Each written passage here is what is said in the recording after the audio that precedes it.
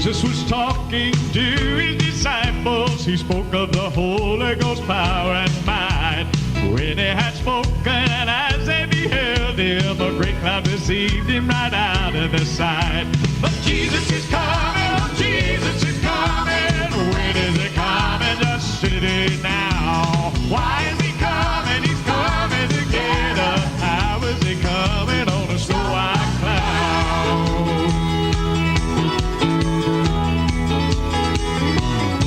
Now he walked among men as a perfect example, with God living in man, the things he can do.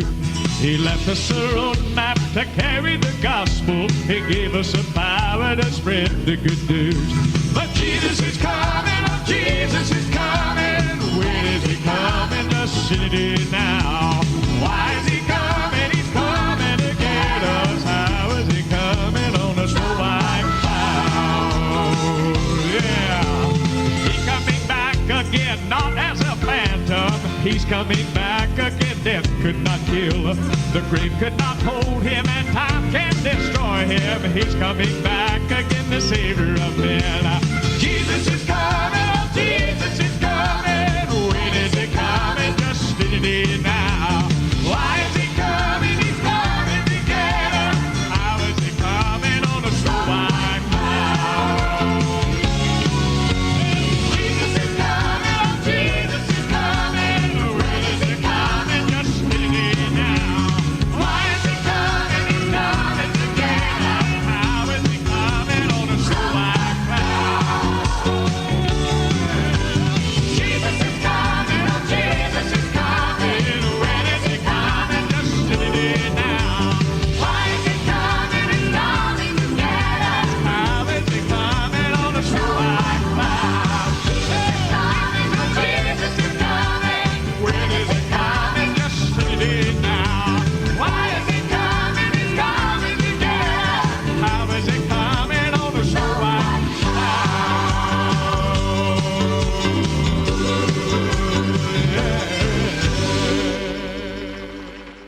Is it dirty? Okay, but it works.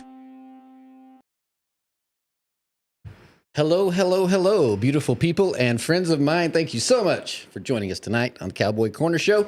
So excited to be here. We've got a lot to go over, so buckle up and we're going to make the best of it. We've got a lot of stuff to cover, like I said. Scurvy.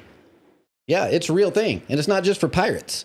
Who would have thought? I didn't know, but we're going to find out. We're going to discuss the scurvy situation. We're going to go over it. We've got an expert who's going to chime in on this situation. We're going to figure out the symptoms. How can it be treated? We're going to go over all of it. Also, the Olympics. We've got a scandal in the Olympics. We're going to go over some of that stuff. And we've got more to cover. We're going to touch on the Super Bowl just a little bit. We missed last week. We didn't get to touch on the Super Bowl stuff. The game was kind of boring, but, there's some other things that we'll go over. So anyway, thanks again for joining us. And I'm not going to say tuning in, because we're not tuning in, right? We just click buttons. Anyway, I am the Cowboy. I am in the corner. I'm glad that you joined us. We've got the crew here tonight. We've got Cowboy Carson sitting over here in the... Sup, friends and family and people alike of such nature. How's it going? We got a lot of stuff to talk about, including scurvy, as my father already mentioned. I didn't know that was still a thing that you could get, but I guess it is. So, yeah, we got to touch up on that.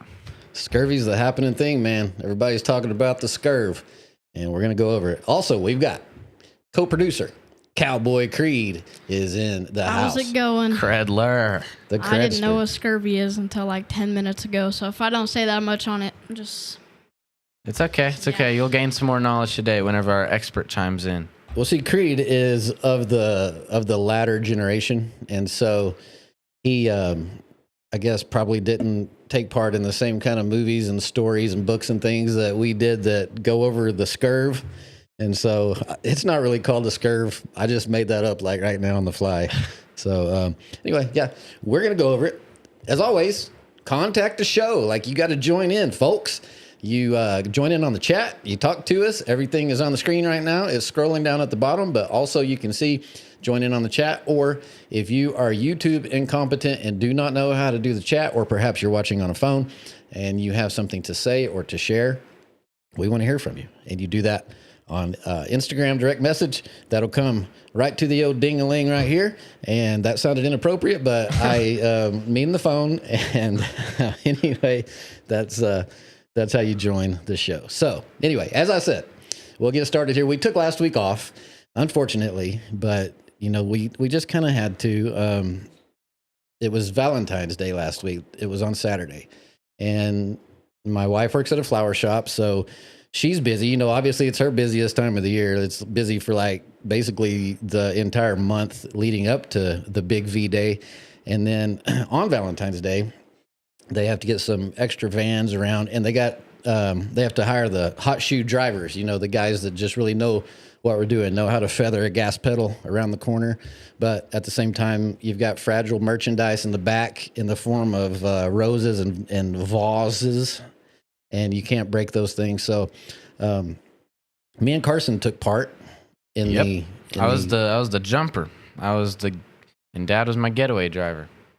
Carson's the one that was actually making the eye contact with the people for the most part. I had to assist him every once in a while, but he was the one that actually had the personality and was going up and knocking on the doors and shaking the hands and kissing the babies and talking to the people. And I was just like the hot shoe driver, as I said. Like back in the day, back when NASCAR was good in like the 80s, 90s, early 2000s, and you'd have the actual drivers of the NASCARs, the guys that knew how to go fast and turn left on the oval courses.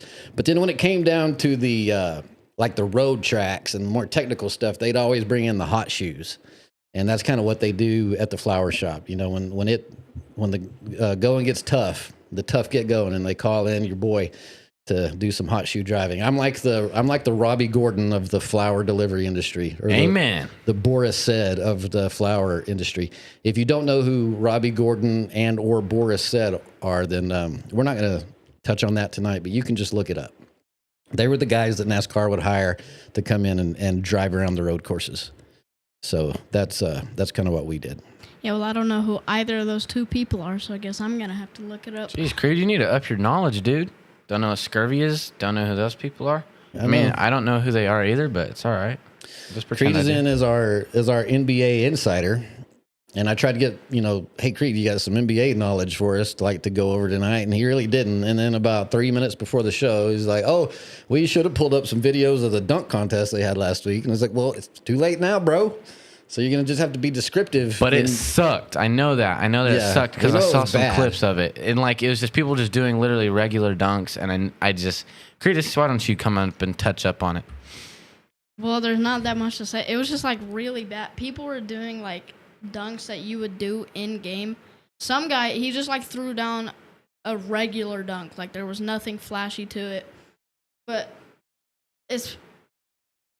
Hold up. So basically, he did a big turd. Yeah, if you could put the whole contest in one thing, yeah, pretty much. Well, it's because the NBA dunk contest, they can't get anybody to join it. LeBron James won't join, Zion Williamson won't join, John Morant won't join, Anthony Edwards won't join. A bunch of people are saying it's because LeBron refuses to do it. I don't really know why. Mac McClung, though, he's won the last 3 years, and he said he was going to do it this year, and then random out of the blue, he said he was going to take a break. If we would have had him, it would have been a lot better, but we didn't. So basically, it's LeBron's fault. Is that what we're getting at? That's what people say. I don't really believe it though. I don't think LeBron has anything to do with it. Well, I'm just saying, if I was in a dunk contest, I probably could have won, but that's a story for another day. So, well, possibly against those guys, if that's all it was. I can't dunk a ball, but I could have done some kind of showmanship, and done probably something better than that. I could dunk on those little plastic Little Tykes hoops. I could probably win on that. Little Tykes. That's what we need to do. We need to come up with a dunk contest where you have a lowered goal, lower it to about 9 feet. Mm-hmm. So all of us white boys in cowboy boots can stand a chance, and then let us just have at it, see what we can do. I bet I could shatter a backboard. I could throw down. I'm just saying, just not to toot my own horn or anything, but I could definitely throw down on something right there. Yeah, I might could shatter a backboard or two on the Little Tykes. Little Tykes.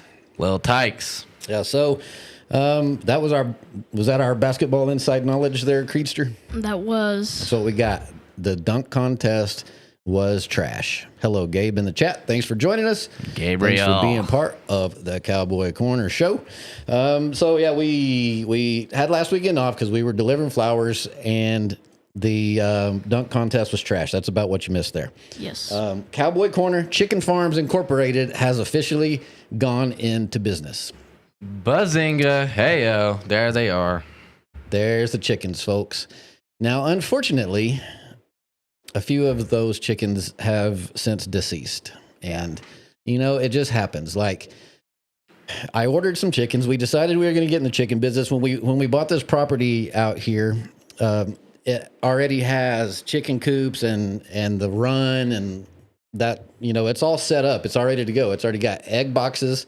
Laying boxes is what it's actually called. And it has the little system where they lay the egg and then it rolls down the little conveyor system, whatever you call it, and it goes down and they all gather in the box. It's a pretty cool deal. And so we're like, yeah, when springtime comes around, we're definitely getting some chickens. And so I noticed that the chickens were coming up, and so I went ahead and ordered some because they're already hatching, they're already being produced.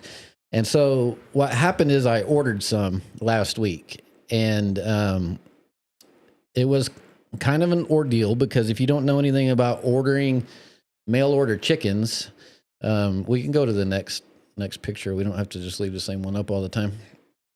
Got those little guys. Yeah, if you don't know anything about mail ordering chickens, well, I didn't either, but I found out. So I ordered the chickens online from a reputable hatchery, which they came out of Missouri. So what they do is you tell them what you want. They tell you what they're going to have available. You pick what's available, and then they hatch them the next day. They kind of know in advance when they're going to hatch.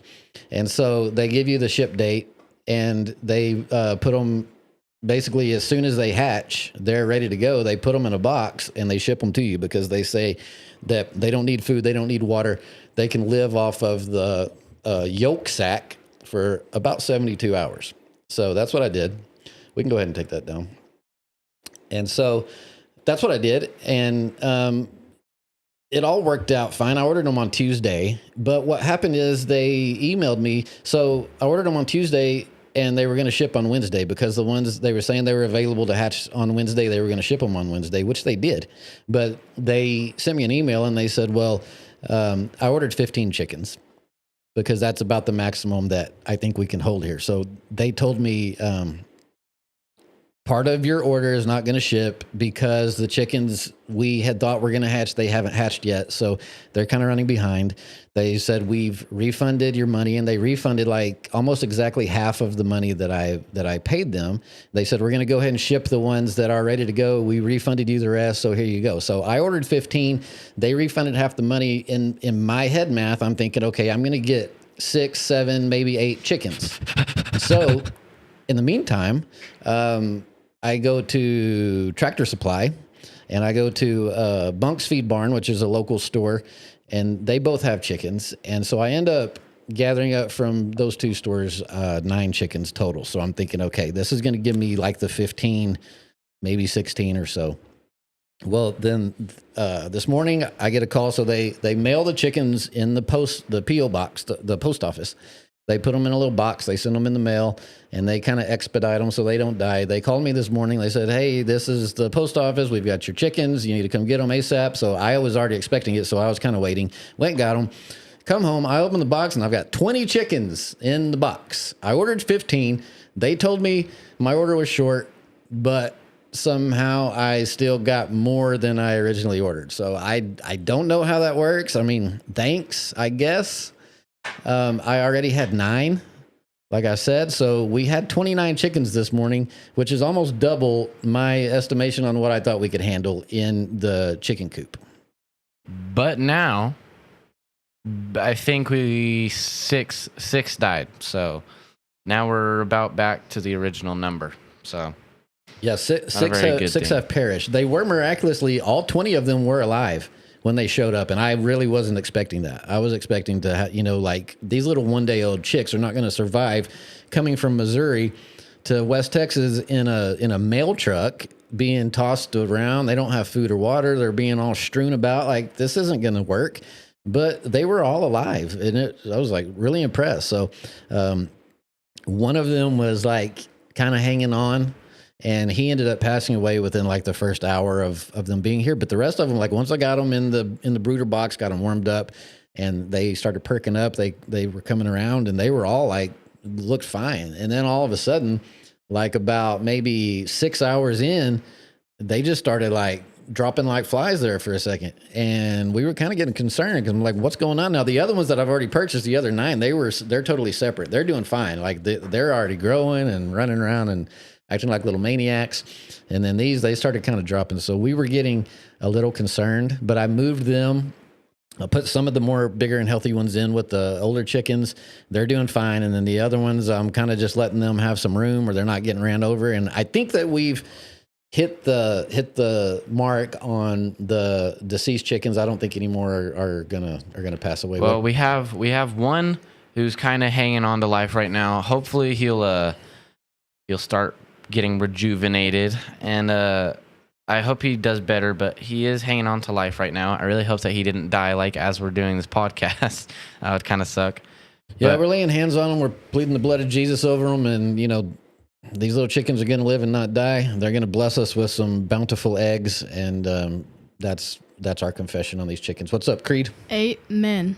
Amen. That's all I had to say. That's all I have to say. So anyway, Cowboy Corner chicken industry is... Which, like, how did chickens survive 3 days in a mailbox or in a mail truck just getting tossed around, but then whenever they get, like, put in a home with love and care and food and water, they die? Like, that doesn't make any sense. What the heck? That's what I was thinking, the same thing. Like, you survive this... in the, the cold temperature, which baby chicks can't maintain body heat. So just traveling in the cold temperature alone is stressful. And then they make it through the mail truck, through that whole system. And then they're alive and, somewhat well. And then by the time we've got them heated up or giving them food and water, we're loving on them. And then they just start, I don't know. I don't understand the chicken industry, but we're figuring this out. Gabe said with emojis that when they grow up, we should cook them. No. We've lost too many soldiers, Gabe. What the heck are you thinking?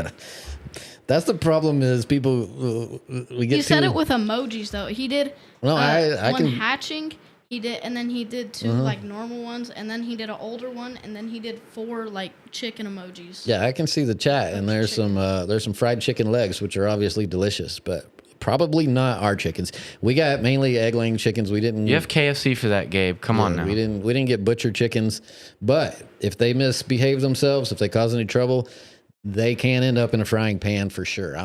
If Conrad gets to them before we do. Conrad's cool with them, and I'm kind of impressed by that. Like, Conrad honestly treated them very nicely. He's kind of protective over them. Like, he's a herding dog. I didn't know he was more of a guard dog, but he seems to like really kind of protect them. So I'm impressed by that. I'm proud of Conrad. Well, me too. Yeah. So anyway, if we have a rooster, I don't know. They're mainly all pullets, which are baby hens, females, but there were a couple that they say are mixed. And so that means that they may be a rooster or they may not be. But if we do have a rooster, I'm going to name him Dale Earnhardt Jr., just so we have that on record. Yeah, I think we need to get the comment section on this because I think we should do Dale Earnhardt because he was way more cooler than Dale Earnhardt Jr. I like the way you say Earnhardt. I said Earnhardt. It's Earnhardt, but it's just it sounds better to say tomato. It sounds better to say Dale Earnhardt Jr. I just like that better. I mean, my vote is Alice in Chains, but I don't think that's going to go over very well. So, well, you can name one of the females that because Alice is not a male name. Well, I've already named a couple of chickens, and they've all died. I had Otto, I had Roxanne, and Bethany's still with us. Yeah, you still got Bethany. She's still thriving. So, but Otto and Roxanne, they didn't make it. So I think I'm done in the naming business. Bethany's one of the OGs, and so she's still hanging in. She's a lavender. And they lay lavender colored eggs, which is really cool. And Trisha saying we're not naming any more chickens until tomorrow. We're going to make sure that they survive overnight, which I think is a good idea because we're naming them and then they're falling out and then we're getting sad. And we don't need to be sad over these chickens.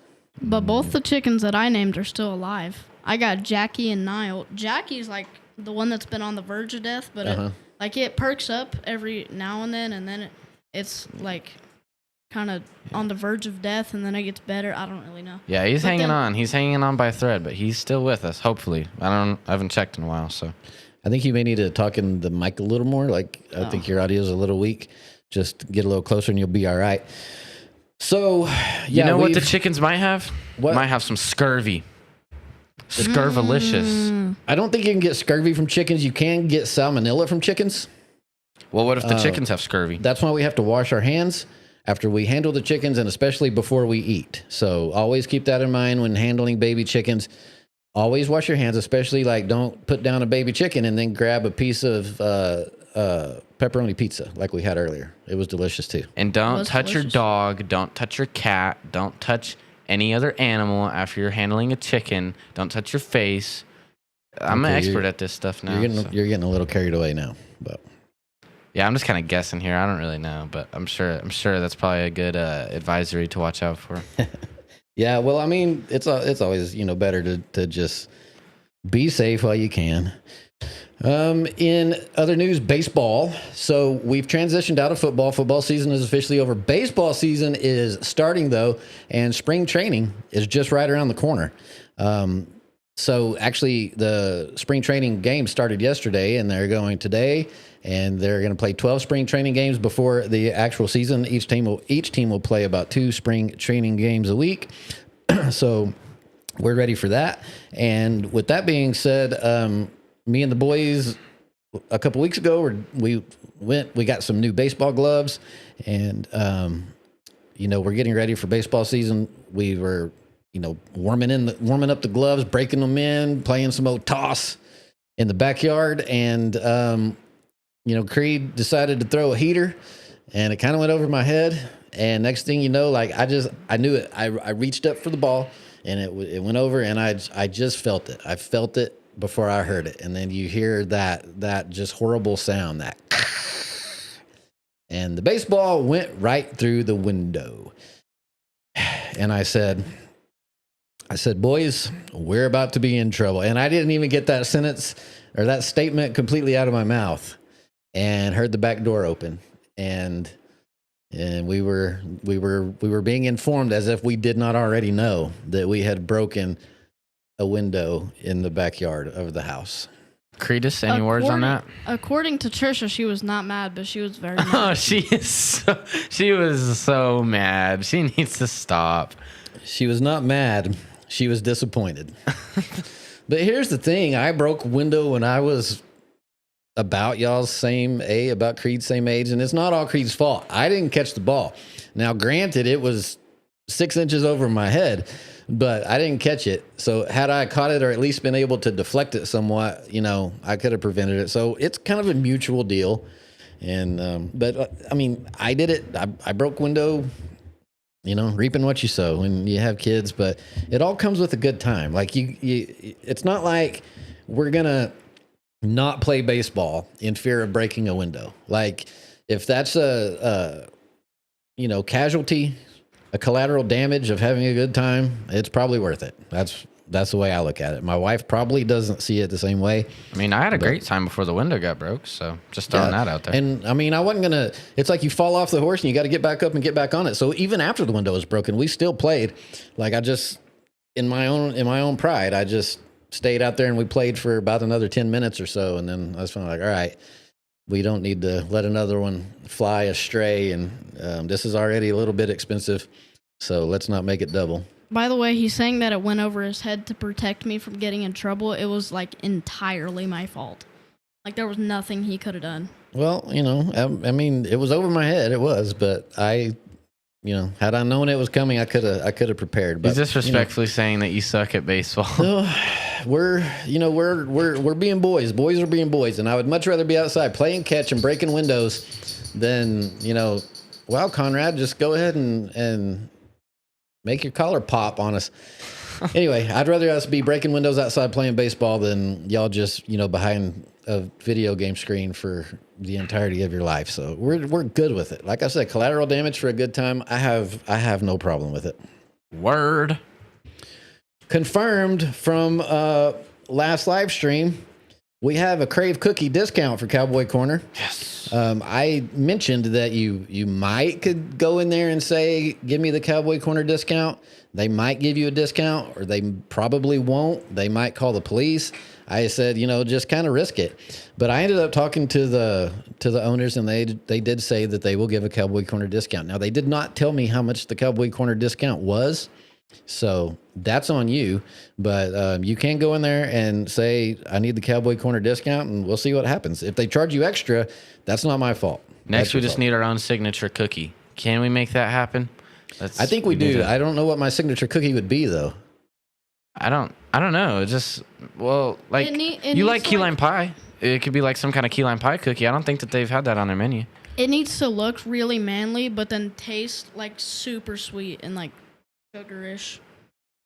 Yeah. We could do it like a cow patty cookie, I'm thinking, and have it like thick chocolate, but make it kind of like like a ice cream swirl. How it kind of looks like a cow patty. I think we could do that on top of a chocolate cookie. That sounds pretty cowboyish. Yeah. Oh, yeah. I was thinking of like flavors that you like, but it needs to fit the cowboy theme. So I guess it couldn't be key lime pie.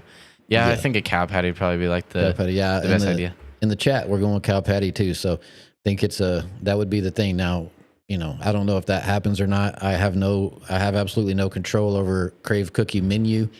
But I did go out on a limb for my beautiful listeners and got us a discount. So that, I'm doing what I can. I'm trying to help you out as best that I can with what I got to work with here. So congratulations.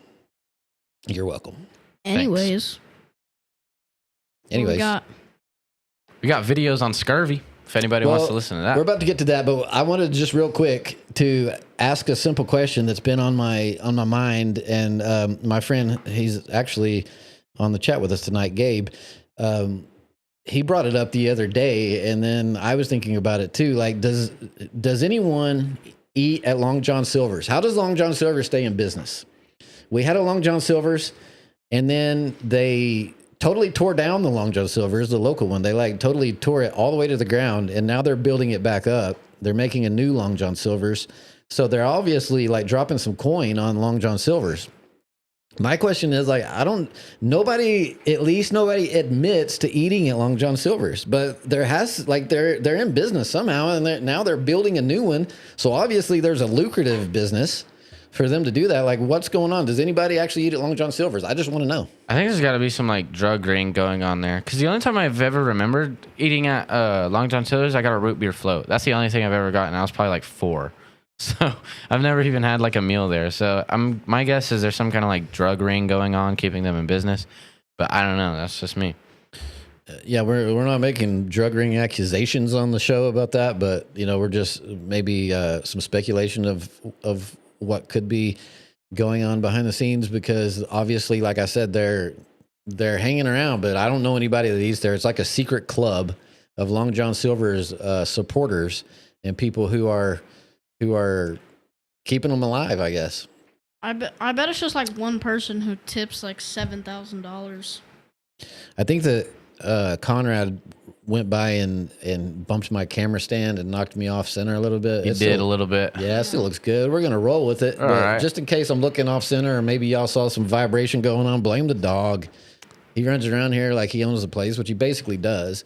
But every time we're live streaming, he's just, checking on everybody, going around sniffing our boots, and he's got a bone. I don't even know where he got this bone. He went outside earlier, and he comes back and he has this big old bone. I don't even know where he got it, but he's enjoying himself. So hopefully it's his. Do your thing, Conrad. Do your thing.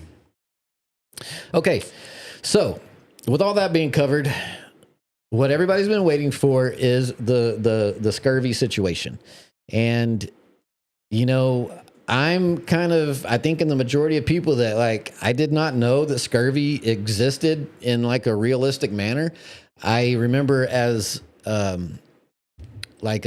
kid reading books, watching movies, hearing stories, and it's all pirate related stuff. And they were talking about scurvy And it was kind of like something that didn't really think existed, just like a make-believe, pirate disease or whatever.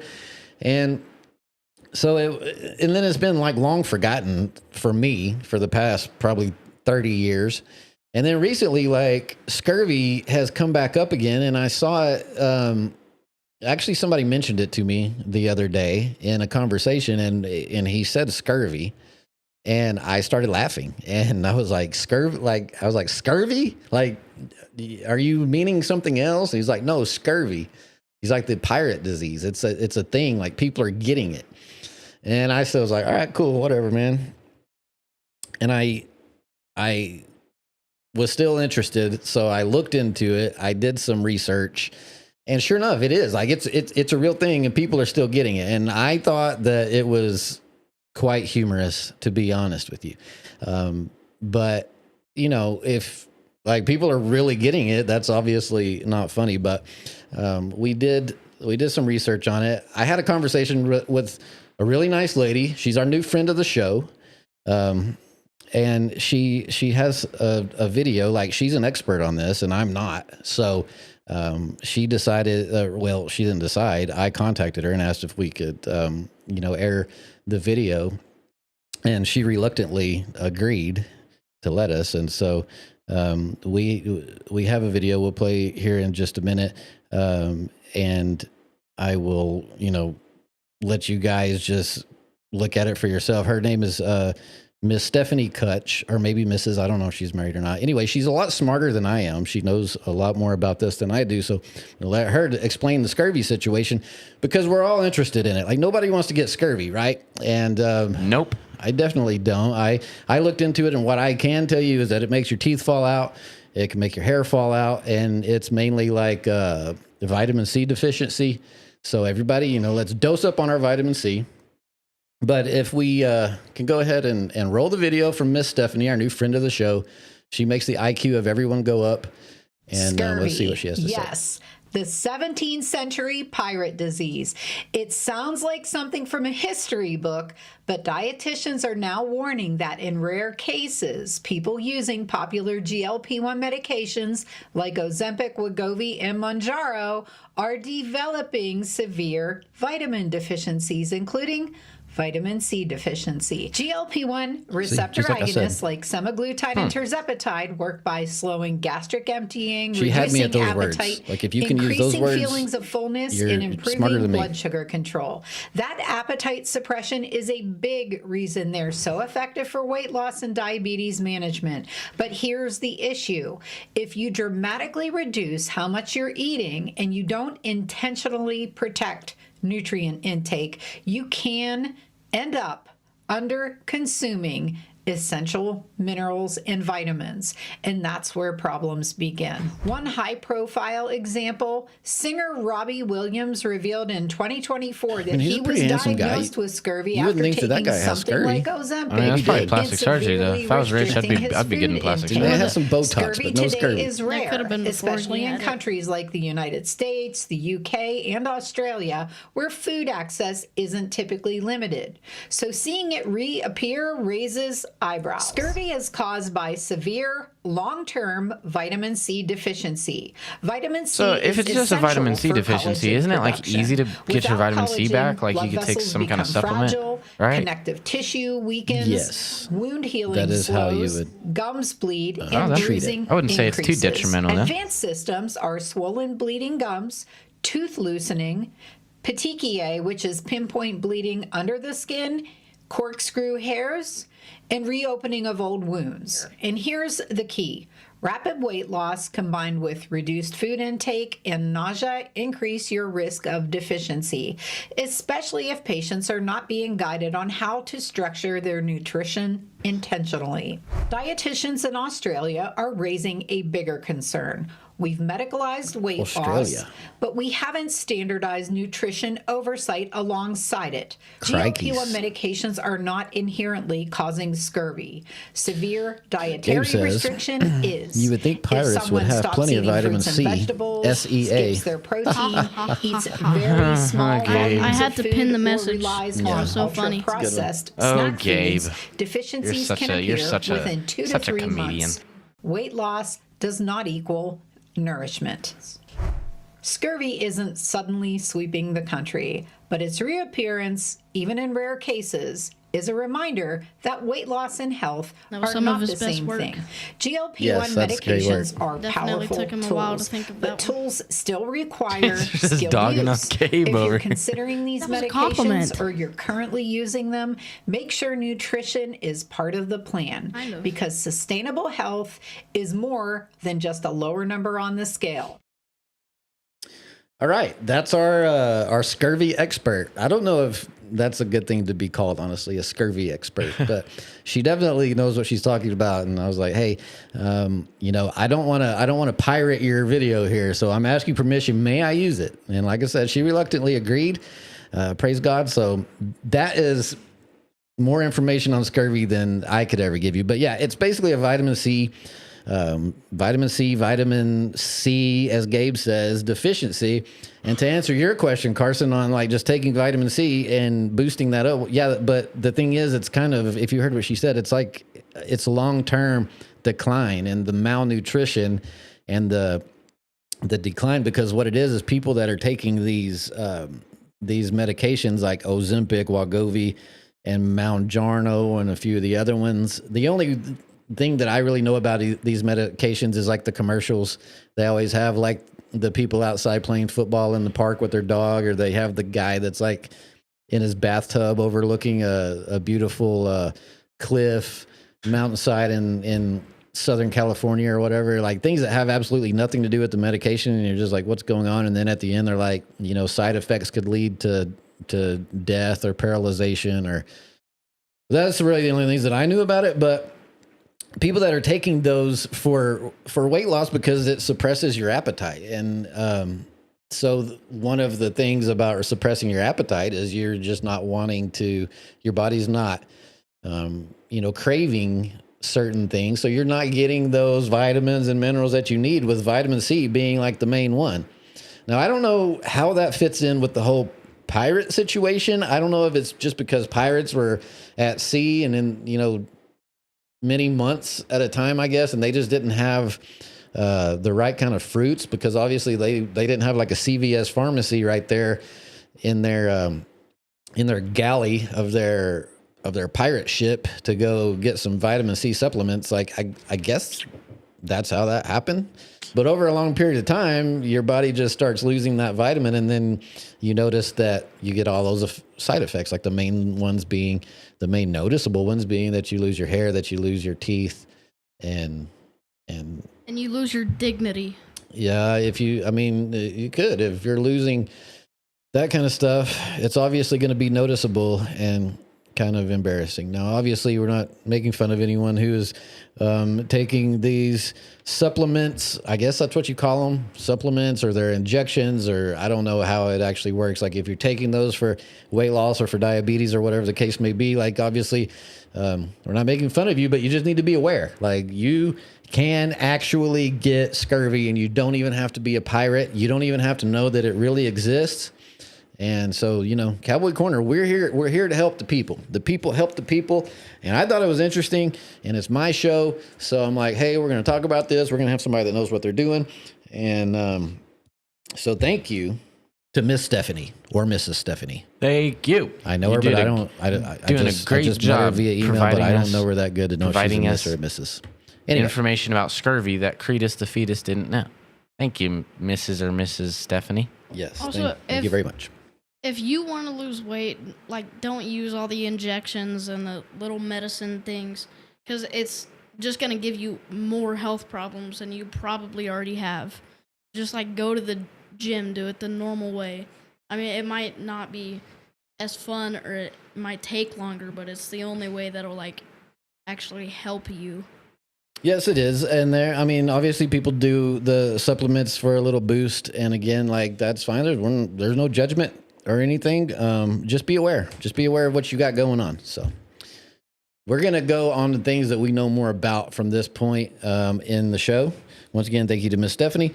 We're going to touch on the Super Bowl. We didn't get to go over the Super Bowl since they actually played it because we didn't do a show. We did a show the Saturday night before the Super Bowl, and then we didn't do a show last week, so we haven't gone over the Super Bowl, but the game was pretty boring. There wasn't much to go over, honestly. Yeah, the game sucked. itself was like, You know, like the Seahawks won. We kind of knew they would. They pretty much blew them out. We kind of knew they would. We thought they would. And so that was the game. And I thought you were going to say something, but I guess you're not. All that I literally didn't even watch the game. Like, honestly, I think I probably watched half of the first quarter and then I just stopped. It was so boring. And so I just didn't. The commercials were sad. Like most of them, you know, normally people look forward to the Super Bowl commercials. You watch the Super Bowl commercials. You want to watch them for entertainment purposes. Like I remember when I was a kid, the Super Bowl commercials were always, you had the talking frogs and you had the wasabi and you had the dude getting kicked by a horse. And, you know, it was all a bunch of funny stuff. And then this year it's like commercials that are tugging at your heartstrings.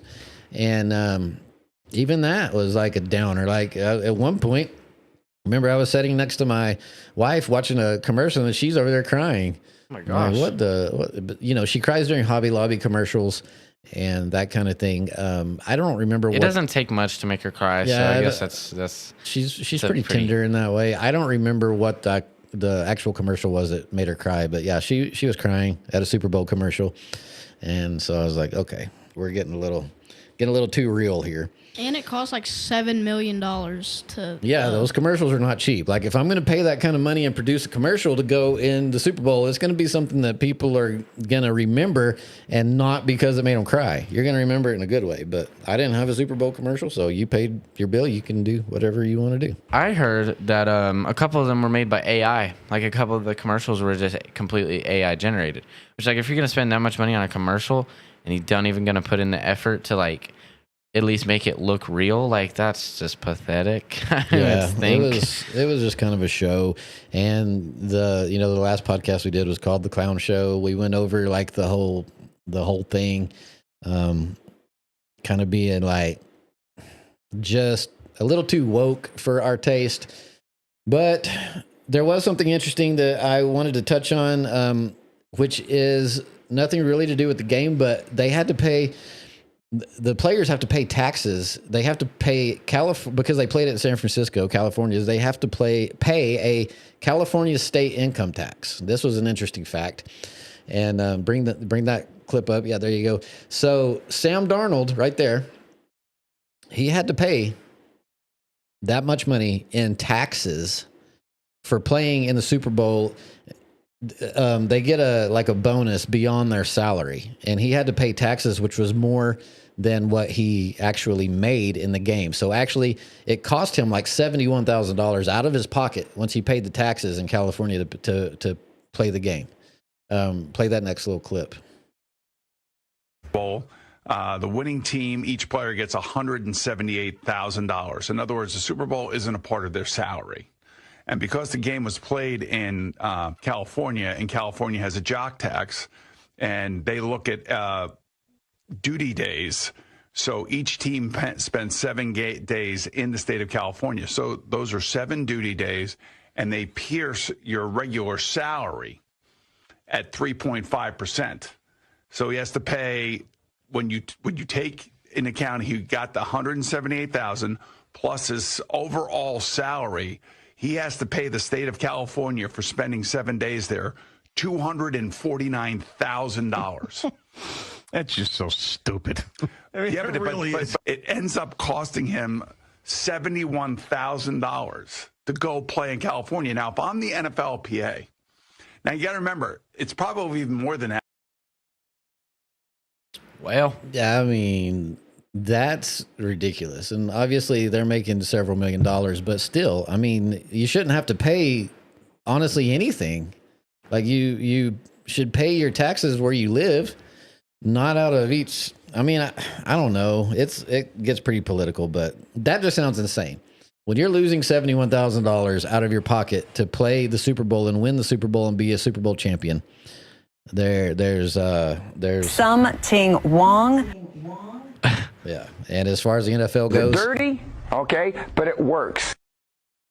Yeah, and I mean, basically, it's just California.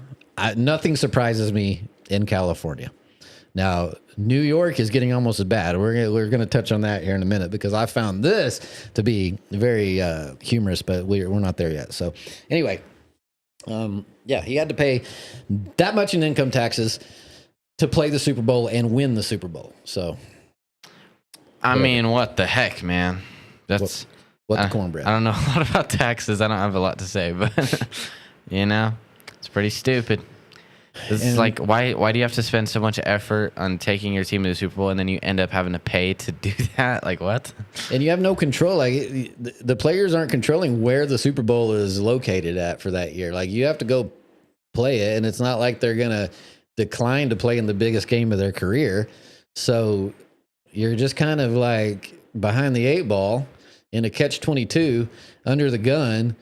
You know, all of the cliches that aren't coming to my mind right now, like you're dealing with all of them to play the Super Bowl. But, you know, it's totally worth it. Like, I'm sure he's making endorsement deals that are way covering that. But it doesn't make it right. Regardless of the amount of money that you're making on the back end, it doesn't make it right. It makes it very, very wrong. Something wrong. Definitely.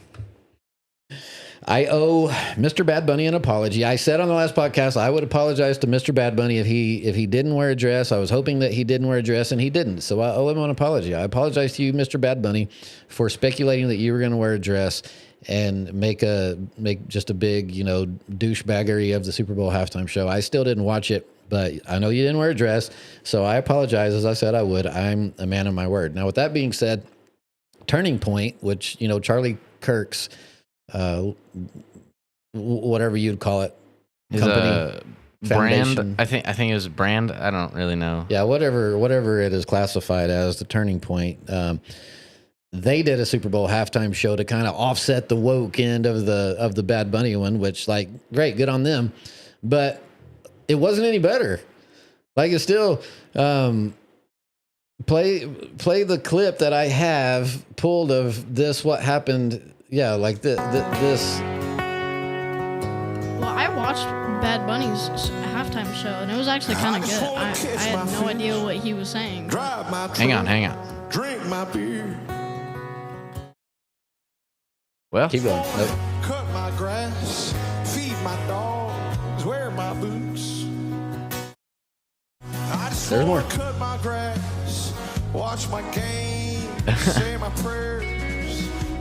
I mean, so we turn off Bad Bunny to turn on songs about a guy that just wants to cut his grass and feed his dog and drink his beer. Well, I owe Mr. Bad Bunny no apology because I kind of thought that he would do okay, and I caught like the last 5 minutes of it, and I thought it was pretty good. I was pretty inspired. I started speaking Spanish for the rest of the night and everything. So I owe Mr. Bad Bunny no apology. Thank you, everybody. Well, I mean, you wouldn't have been watching it if you were at this residence, just basically on the principle. But like I said, the Turning Point one was like, I wasn't impressed with that either. I mean, yeah, they mentioned Jesus and you know, they kind of twisted it to more of the conservative side, but really, like, it wasn't interesting to me. I don't know. I mean, but we know that guy wants to cut his grass, like, pretty bad, because he said it twice. Yeah, he said it twice. He wants to feed his dog, which is like, yeah, you need to feed your dog. You have a dog, you got to feed him. And he wants to drink a beer, which I would consider not drinking the beer. Like, let's just go for a Dr. Pepper, or, you know, maybe a nice cold Cherry Jubilee yerba mate. These are really good. You know, we can do other things besides the beer part. And I don't know what else he said, but yeah, that was the Turning Point halftime show. And then we had the Kid Rock thing. So next, here's what I heard Turning Point has planned for next year, which is they're going to do their own Olympics, and Kid Rock is going to compete in every sport. Heck yeah, Kid Rock. No, I've never I don't dislike Kid Rock. I've never really cared for Kid Rock. Like even, you know, in the '90s when he first came out, I want to be a cowboy baby and all that stuff. Like it wasn't for me. Again, I don't, you know, I have no beef with Kid Rock. I just don't. I'm not a fan for whatever reason. I've never heard one of his songs, so I don't got much to touch up. It's kind of like a rock and rap mixture. But not new metal. So no, not really new metal. At one time, he had like a dwarf person, or I don't know what the politically correct word is, but he like toured around with him like a mini me kind of guy, and he toured around with him and would sing too. But I don't know. I think that guy may have passed away. I don't want to say that without knowing for sure, but the best of my remembrance, he kind of passed away. Well. And by kind of, like, you can't kind of pass away. You either do or you don't. I'm just not wanting to confirm it. Like, I'm not trying to kill somebody. Well, if he did, he's up in the sky with the chickens right now. He's up there with our 6 chickens that we've lost. And in Jesus' name, there will be no more. Is there, like, any backstory on like, what does this mean? Or, like, what? Because, like, the halftime show, Turning Point didn't approve of the actual halftime show, so they did their own, and like their go-to guy, like the Turning Point guy when it comes to needing a celebrity, is just Kid Rock. Mm-hmm. And so this is just kind of a pun. They're like, next year they're not approving of the actual Olympics, so they're just going to do their own Olympics, and Kid Rock's going to compete in every sport. Oh, I get it now. It's a dad joke, but it's funny if you're a dad. Is it funny? Yeah, I thought that's why I put it up there. Exactly. I thought it was funny. Well, I approve all of the material that goes on the screen on the Cowboy Corner show. So if I don't approve of it, that means I didn't like it. And if it's on there, then that means that I thought it was humorous. Amen. Actually, he just like goes on his phone and puts the first thing that he sees up on the board. If we're really starving for material, then I might do that. But, you know, it's always going to be something that at least catches my eye somewhat. So with that being said, we'll move on to I thought this was interesting. North Dakota State University in football they've been a Division II team, and they're joining the Division I team in the Mountain West Conference. Okay, that in its own is not really big news, but if you see who's moving out of the Mountain West Conference, it's kind of the anchor school that's held the Mountain West Conference together for the past several years, which is Boise State. And Boise State has moved on to the Pac-12 conference. Okay, so the Pac-12 conference used to be like a pretty booming conference. They had Oregon, they had USC, they had Washington, they had UCLA. They had a whole bunch of schools who packed up and left the Pac-12 to go to the Big Ten or possibly other conferences.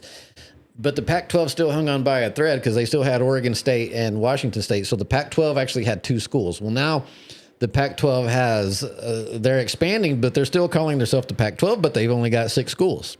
So it's Boise State, obviously. Then you've got Colorado State, San Diego State, Fresno State, Oregon State, and Washington State. So if you have state, if your school is a state, then you're in the Pac-12, even though there's only 6. Confusing yet? Yes. Okay, well, let's move on. So this brings us to the other schools, which like the Big Ten here. So the Big Ten is where a lot of the Pac-12 teams went. Now they're still called the Big Ten. However, there's not 10 teams in the Big Ten. There's 18 teams in the Big Ten. And I'm not going to read them all, but if you look there, you can see who they are. There's Take a 18, screenshot or something. Yeah, just do a screenshot. Keep it for your personal records. Like if you ever get a trivia question or whatever, you have it there. But there's 18 teams in the Big Ten. Okay, now we go to the Big 12. The Big 12, you're going to say, oh, the Big 12, yeah, they've got 12 teams. No, they don't have 12 teams. They've got 16 teams in the Big 12. Why not? I mean, the Pac-12 has 6. The Big 10 has 18. So we're going to put 16 in the Big 12. So there's your list of the 16 schools, just for proof that the Big 12 has 16. So, you know, that's why it takes expert people such as myself to cover this collegiate sports chaos that's going on, because it's so confusing, and you have to have people like me to just lay it out plainly for you and make little spreadsheets that show why the Big 12 is 16 teams and the Big 10 is 18 teams. And now you've got schools on the West Coast, such as Oregon, such as Washington, such as USC, who are in the Big Ten, and they're playing conference games against schools on the East Coast, such as Rutgers, such as Penn State, just to name a couple. So these schools are like, it's a mess. It makes absolutely very little sense. But I just wanted to bring that up because I thought it was interesting. I have a complaint. Okay. Whenever you're looking at the screen, this has like literally nothing to do with the conferences and stuff. But whenever you're looking at this, they're all in alphabetical order, and then you get to UCF, okay, and then it just completely breaks the chain, and then it goes back into alphabetical order. Yes, the reason why the UCF is there because it's actually Central Florida, University of Central Florida. So when you put the Central, that kind of puts it in the C part. Hopefully that makes sense. It ruffled my do feathers. Understand. I noticed that myself when I put it in there, and I thought about changing it and moving it to the bottom, but I didn't. But I'm glad that we both noticed the same thing because that means you have a great personality. Great minds think alike. Yes, Did they you do. purposely put it in alphabetical order? Yeah, well, I copied that from their list, and it was already in alphabetical order, but I didn't change it. I did think about changing it. Yep. So moving That on, makes sense. moving on to the Olympic coverage here. There's some scandals in the Olympics, and the first thing that I want to know, which is not necessarily a scandal, but this double luge thing. What the heck? Is that actually a sport? This is actually a sport. I've actually watched it to make sure that it's an actual thing, and I'm just like I put up there. How do you find out that like this is my sport? What kind of friend do you like talk like exactly what that says? Like what does a conversation look like? Like who do you find out like, hey, can I lay right on top of you while we're strapped down to this little sled? Like what in the world is that? What do you even do in the sport? Like, what's your goal to run? Yeah, So what's the achievement that you're trying to go for? You're on that sled thing, that little skateboard looking thing, and you're going on it's like a tunnel kind of, and you're going around it and through it, and like the fastest time wins. Now, I don't understand, and I've tried to understand, and I don't understand why you have to have, it doesn't always have two people. They have singles, and then they have doubles. But you lay on top of another man in that position, and how does that conversation go to say like, this is our sport, and you're gonna lay on this, and I'm gonna lay on top of you, and my bum is gonna be in an awkward position, and we're gonna ride on this sled like this. Like, how does? I just want to know. I don't think that I do want to know. Honestly, I don't think I do want to know. I don't know how disappointed their parents are. And then, I can't wait till you're a football star. Actually, I think I'm going to lay on top of a dude while we're sledding. Yeah, I mean, there's so many questions. They're putting every sport in the Olympics but motocross. Like, come on, guys. What are we doing? Yeah, they kind of have the X Games for that, like the freestyle stuff, which would probably be the I guess summer, the closest it would be, what's it called? I think it was MXGP World. I just remember Jason Anderson and all of them people were in it. It was like they would get these guys from a bunch of other countries and blah, blah, blah. But that's not the Olympics, so it doesn't count in my books. Well, there's the Motocross of Nations, too. That's what it was, not MXGP World. But then there also is snowcross, where it's like motocross, but you're on a snowmobile. It's pretty cool. But they might could infiltrate that into the Olympics. But anyway, like we need answers to this sport right here. I need to know. So if you go to the next clip, it actually shows them... this is what it, like, this is just a short clip of what they're actually doing when they're moving. There's a lot of looks so stupid vibration and gyration going on, and it just super awkward. That looks so stupid. And it's two men, and I don't know, man. I don't know. It grosses me out looking at it. I don't know how you find out that you want to do that, how you find out that you're good at it. How do you get good at that? Like, how do you practice? 'Cause you have to do it a lot to get good at it, right? Like, you have to have some practice. You have to keep doing it repetitively, like anything to make it like your national Olympic team. You obviously have to be the top persons in your country. And it's just like, man, I wouldn't want to be good at that. I may be the best in the world at it, but I don't want to find out. I did just now realize that video is AI. If you look at the guy's hands, it like morphs into the sled. a little bit. That video is AI. Oh, Yeah. is it? Well, It actually took me a second to realize that. I didn't know this video was AI when I pulled it, but they are actually doing it. Like, this may not be a legit clip. If you're saying it's AI, I don't know if it is or not. But you can look it up where they are actually doing it. No AI involved. Yeah, his hands morph into the sled. Which, AI or not, it is an actual sport. So It is an actual sport. They are actually doing it, and so that's what we've. Anyway. Well, I'm assuming none of these guys are straight. So next, they're doing a. They're next year or next 4 years, they're going to do a septuplets. I mean, why not? Just keep adding to it. I would not want to be I don't know if I'd rather not be the guy in the bottom or not be the guy in the middle. I mean, ideally, you got to be the guy on the top. Ideally, you just wouldn't want to do it, but if you had to be anywhere, you want to be on the top. Yeah. Let's go to the next one here. There's more. Is that Ben Affleck? Hey, So Ben Affleck smoking meme. Luge, is that luge? Is that how you say that? Yeah, luge. It's a luge. Yes. Luge teams knowing they're going to get mocked for how funny the sport looks. Yep. Got good old Ben Affleck there. Good old Ben Affleck smoking meme. Always coming in clutch for pretty much covering every subject. Well, is there another one? Let's find out.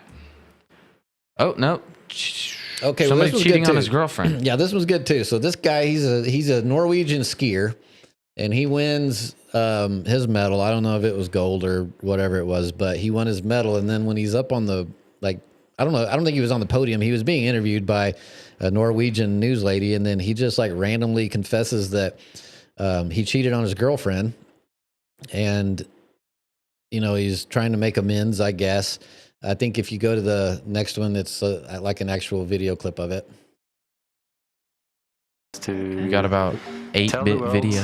What I did, so maybe there's a chance that she will see. So he's explaining why he did what it she here. really means to me. Olympian Sturla Holmgren speaks to reporters after admitting on live Norwegian TV to cheating on his girlfriend moments after winning bronze in the Winter Olympics. I don't know. He won bronze. If, So he's not even the winner, if bro. you're gonna confess to cheating on your girlfriend, at least win gold. Yeah, I mean, silver at very least, right? Try everything to get her back. In a post-race interview, Legred broke down in Gabe tears, said that saying his the unfaithfulness losers was look like the, they quote, probably were at the biggest Bad Bunny mistake concert. of his life. I haven't got any Good old reactions Gabriel. I'm sure from, Creed's always here I for a mentioned. comedic I hope relief. there's a happy ending in the end. Too So bad we will Johnny's see not what with us time- tonight. Johnny always has some good insight on these type Legred of Yeah, is where's a Johnny? seven-time biathlon Johnny's world probably- champion. Johnny's He took probably Olympic bronze in gallivanting men's around at the 20-kilometer Roadhouse. individual event. He might Sitting be in here, lover's just lane not, and everything. Commenting. Yeah, so the Norwegian dude cheated on his girlfriend, and then he felt terrible about it. So he used his bronze medal. Didn't even win, bro. His bronze medal speech time to make amends to his girlfriend. And so we're feeling for you. Like maybe you're really sorry about it, but there is some material that you could read. I think we have that up next. You can always purchase this book. This is written by my lovely wife. You can find it on Amazon. You can find it on Barnes & Noble. You can find the audio book. You can find it a lot of places. The first 24 hours, what to do when your spouse has had an affair. So if you're dealing with this kind of loss, as our skier friend here did, buy the book, read it. It'll help you out. It's good Hopefully his material. girlfriend purchased the book. And it's just so that she knows what to do. And the thing is, like, if you're in the situation and the other person, the person who did the cheating, like they can be, sincerely remorseful, sincerely sorry and make a change, but that has to be on them. You're not going to be able to force them into doing it. It has to be a decision that they make. And if they're not sincere about it, if they're just playing you, then, it's not worth it. But that's all. Like, you just work that out. It's all in the book, and buy the book if you're in that situation. If you're watching the show tonight and maybe you're going through that or have gone through that or know somebody like our skier friend and his girlfriend that are going through that, then there's the book. You can buy it on Amazon. You can buy it on Barnes & Noble, and you can buy the audio book. If you don't know how to read, somebody will read it for you. I don't know. I need to ask, like, who actually voiced the audio book, because I think, isn't it AI, right? It's Trisha like an AI didn't- voice. She didn't voice it. So it would be cool because she has like a really soothing voice when it comes to that kind of thing, like characters and stuff. It'd be cool if she did, but anyway, she didn't. So anyway, Have you read it? That's my plug. Of course I read it. Was it? How good was it? Oh, it's a 10 out of 10. Like, it's not a book that you're probably really like looking forward to reading. Like, it's not material that's like for entertainment value, but it gets to the point. It's based, on godly principles, biblical principles and values.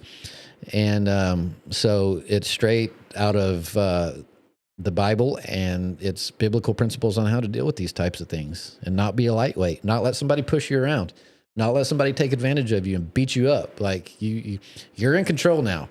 Like you did the cheating. Now I'm in control, and I'm taking the ball's in my court. So you're going to play by my rules. Hit him with the old switcheroo. Yeah, we're going to switch things up on you. Like you went out and had your fun. Now you got to pay the piper. So anyway. I have not read the book because I'm 12 years old and I don't need to read the book, but I'm sure it's amazing. It is amazing, and in Jesus' name, you'll never have to read it. But it's also like you can apply it to things other than like marital situations. You can apply it to loss in general, like if somebody's passed away, or maybe you're having relationship issues with someone else.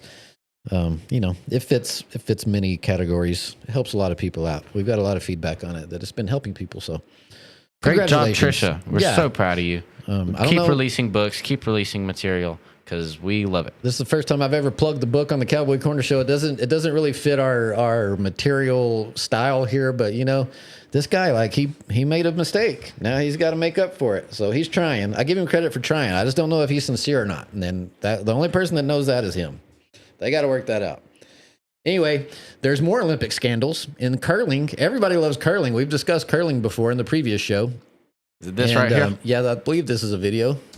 Sweden proved Canada was cheating by running a sting operation. In curling, you can't touch the stone as it's crossing the hog line. And Sweden accused Canada of doing exactly that. Which is why in the most polite sport on earth, you heard, "You can Canada confidently denied the accusation because they knew the way curling is typically filmed is from the front angle where you can't see much. But what they didn't know is that before the match, Sweden knew Canada would commit this violation because they often do. So to catch them in the act, they worked with Sweden television broadcasters to film an angle down the line. And you can clearly see Canada touch the stone illegally. Unfortunately, World Curling can't use an unofficial camera angle to legislate a match that already concluded, but at least they gave Canada a warning for saying, "Come on, Oscar, just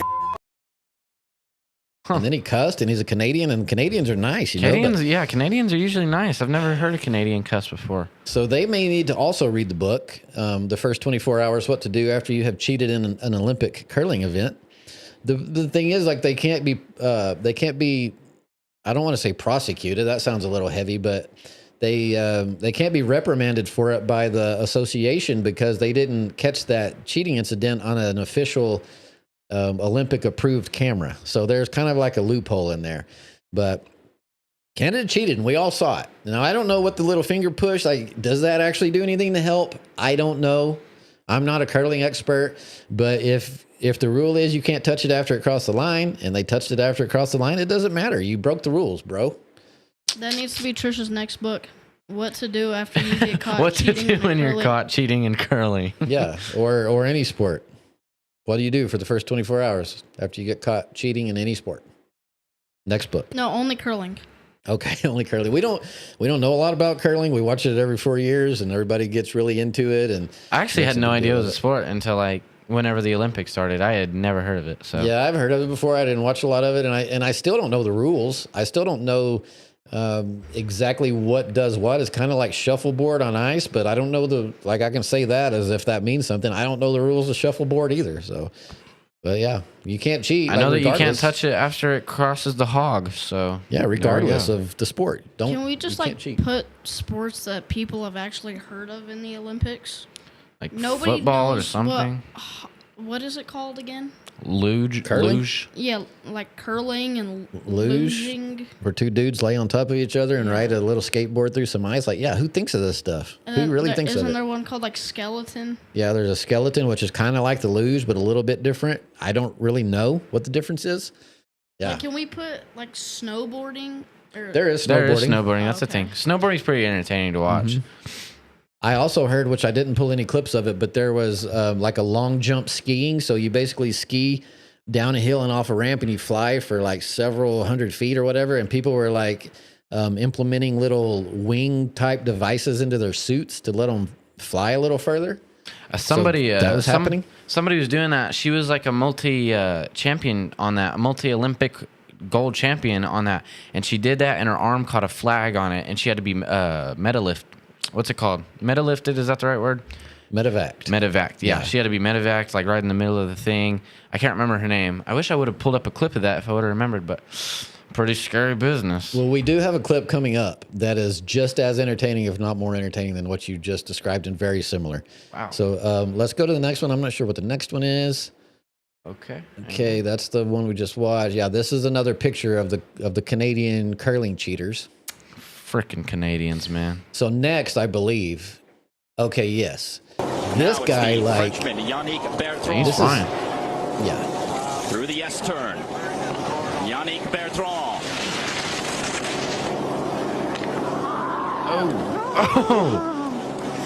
Oh, the gate to the groin. Can you hear like the squeal of agony? Like that pole. Feel it. Okay, here we go. Watch this again. Watch the pole.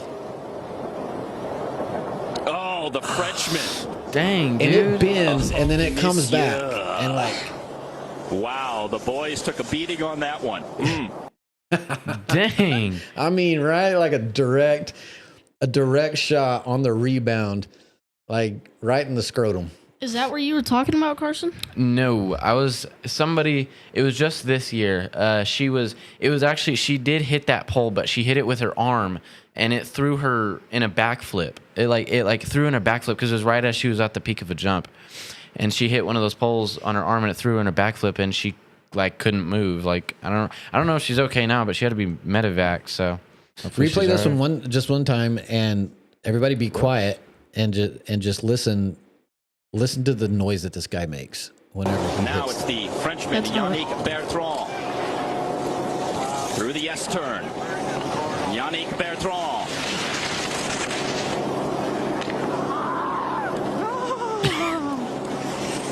The gate to the groin for Yannick. The gate to the groin. I mean, that's a terrible sound. And if you're a man, that sound only comes from one place.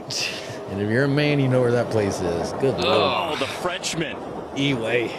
Oh, monsieur. Yikes. Okay. Wow, the boys took a beating on that one. The boys took a beating on that one. Yeah, that's. Yes, they did. Whew. All right, what do we got? What do we got next? Something about Mum Donnie.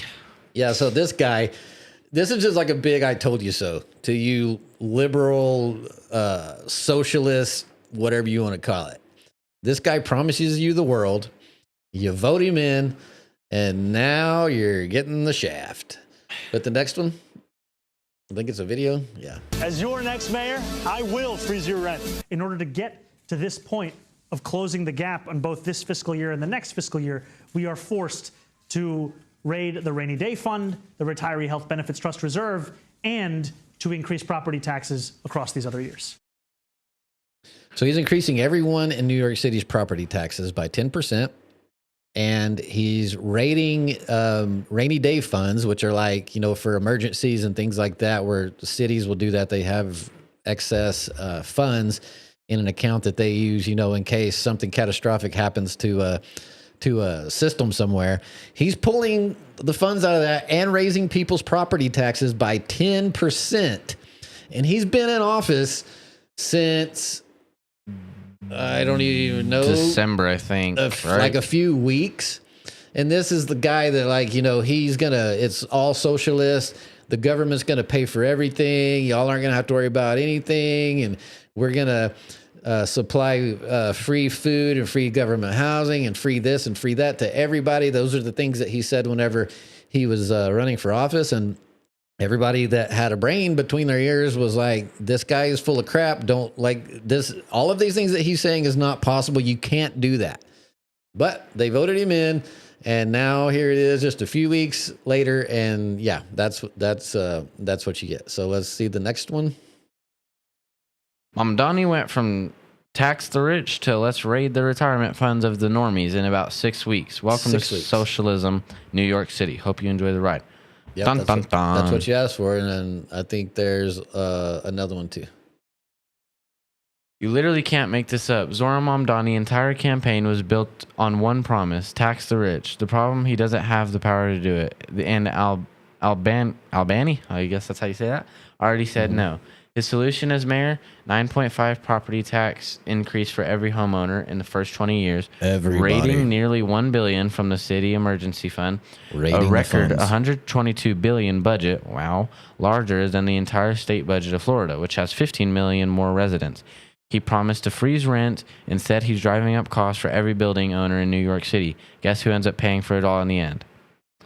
Who? They do. The suckers that voted for him. I mean, unfortunately, the people that didn't vote for him are still having to pay it. But that's why they were trying to tell him, like, quit. But that's why people are moving to Florida, just like they said. And Florida has no state income tax, and I think that Florida is going to. They're trying to pass it for no property tax. So, like, Florida is kind of going tax free and self sufficient, and then you've got New York or New York City that's just kind of bending everybody over, but that's what they asked for. So that's just kind of an I told you so. It has nothing to do with us being in Texas, but like we all saw this play out. So now it's the point where you just kind of show it and be like, yeah, you reap what you sow. That's what you wanted. You listen to this idiot, and now you get the benefits. Speaking of New York, do we still have Venezuela's president locked in the New York City prison? Yes, he's somewhere over there. I don't know exactly where they put him. How long are we gonna keep him? I don't know. They're going through trial. He pleaded not guilty to everything, so it's going to go through trial. But he'll be there for a little while. He's not going anywhere. All right, so yeah, Zohan gotcha. He got y'all, man. He's taking your chili, and I'm sorry that he did for the people that didn't vote for him, but for the ones that did, now you pay up, suckers. Let's move it on. What do we got? I think that we have covered all of our topics, and now we're just going to the. No, we got one more. We got one more politics thing. All right. Government, you owe. Oh, I think it was about taxes. Government, you owe us money. It's called taxes. How much do I owe? Government, you have to figure that out. Me, I just pay what I want. Government, oh no, we know exactly how much you owe, but you have to guess what number too. What if I get it wrong? You go to prison. I don't know. I still don't understand taxes. Like, is that literally just what happens? You have no idea how much you owe. Basically, you guess at it. And it's tax season, so that's why that came up. But yeah, everybody's doing their income tax. If you haven't already done it, and they give you like a little formula, or you just go pay. Most people just pay someone to do it for them because they kind of know the formula. But it's like, yeah, if you make this much, you pay this much. But then you can also discount for this and discount for that, or you can add for this and add for that, and you've got to figure it up, and then you send it to them, and they're just like, okay, cool.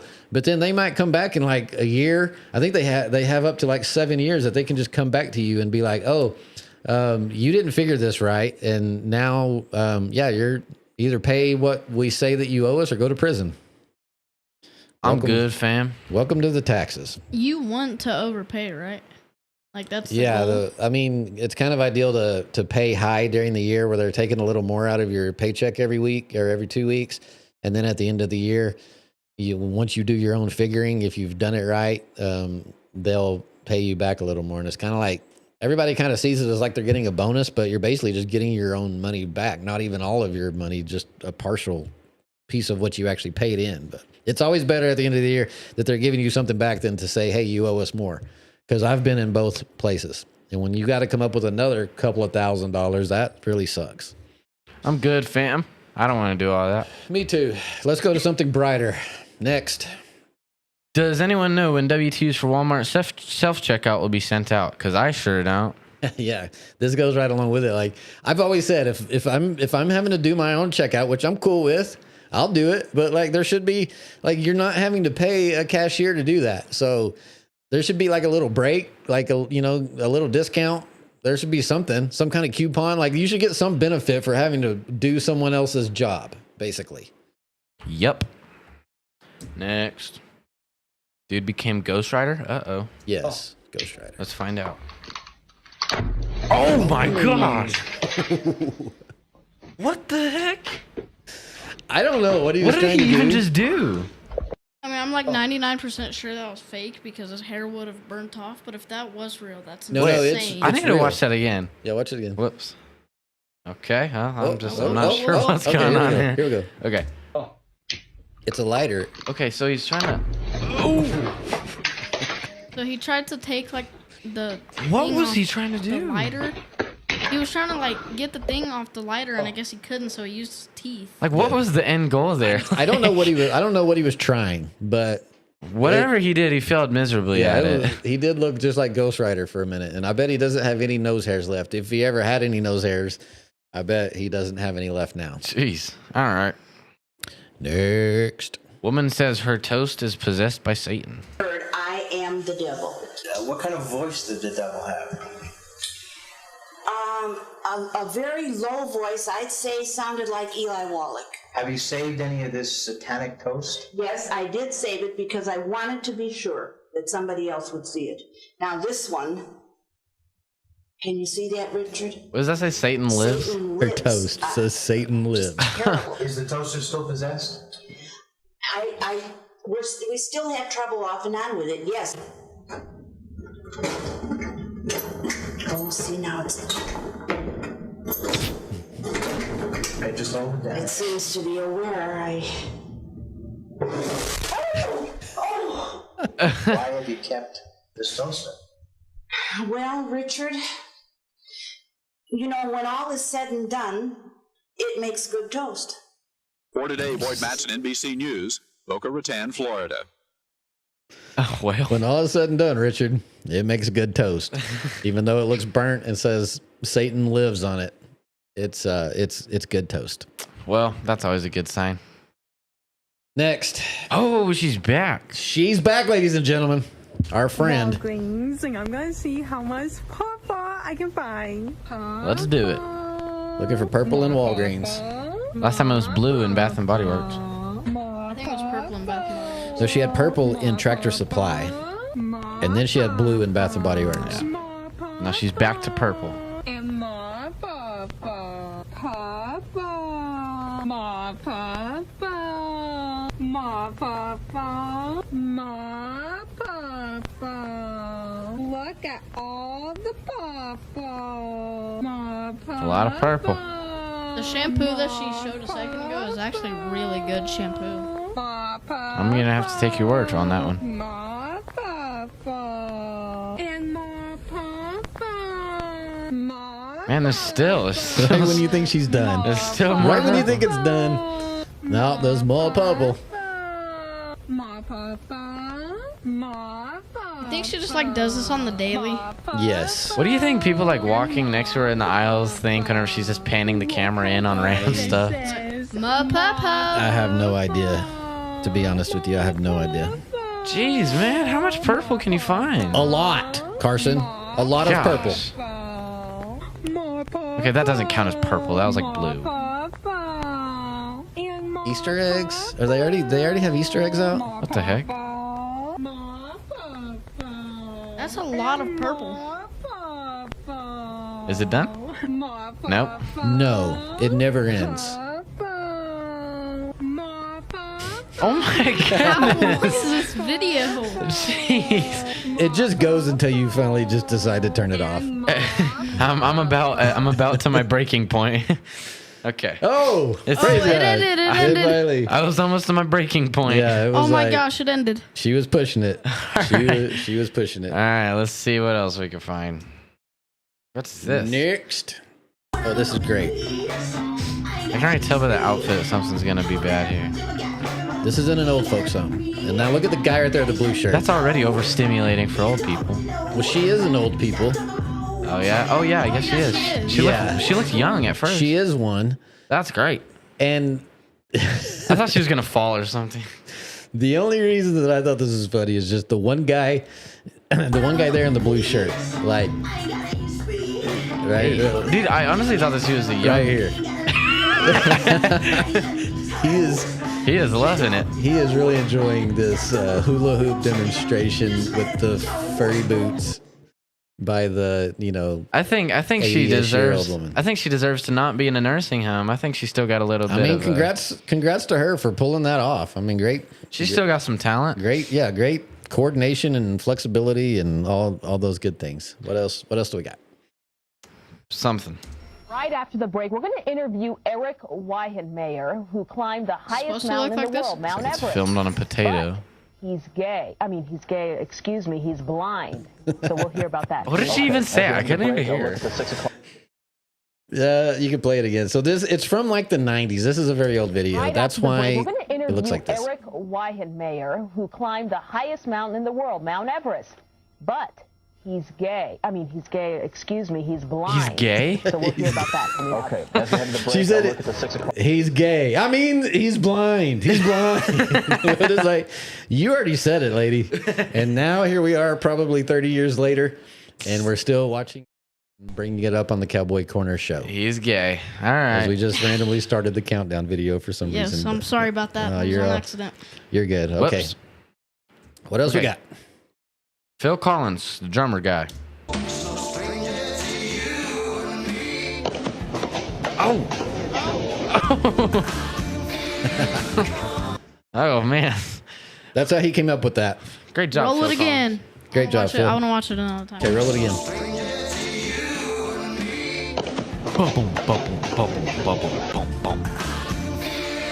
Yeah, me and my father were discussing this the other day. Like, I think it's illegal to, if like you're having it playing in the car or something, it's illegal to get out of your car before that drum fill hits. So yeah, if that song comes on, like, it doesn't matter if you pulled up in your parking spot like right as the song started, you can't turn it off or get out. You have to wait until the drum fill, then you have to air drum it, and then you're free to go. Yep. Yes. Let's go. Definitely agreed. All right. All right. What else we got?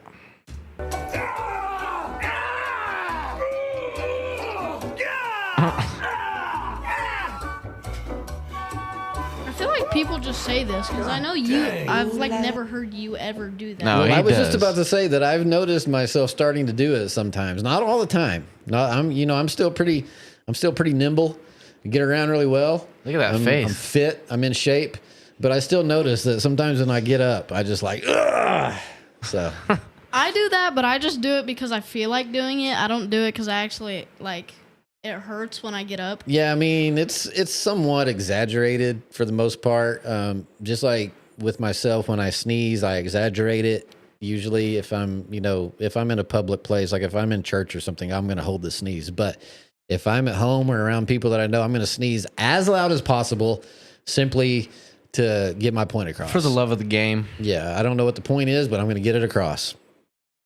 Amen, brother. All right, what else we got? We got somebody on the ATVs. These videos are usually good. Yes. This is Pee-wee. Wait till Pee-wee shows up. Oh, get it over with. Okay, just wait. Wait for it.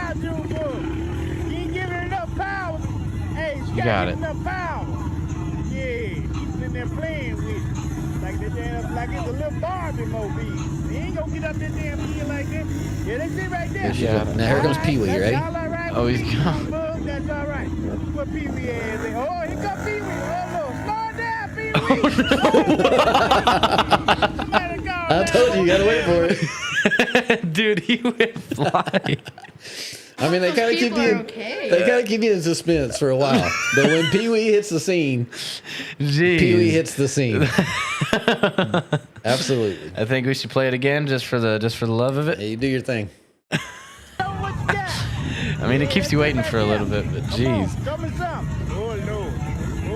I really thought that the problem in the video was gonna be Yeah, I thought that guy was gonna get on and like send.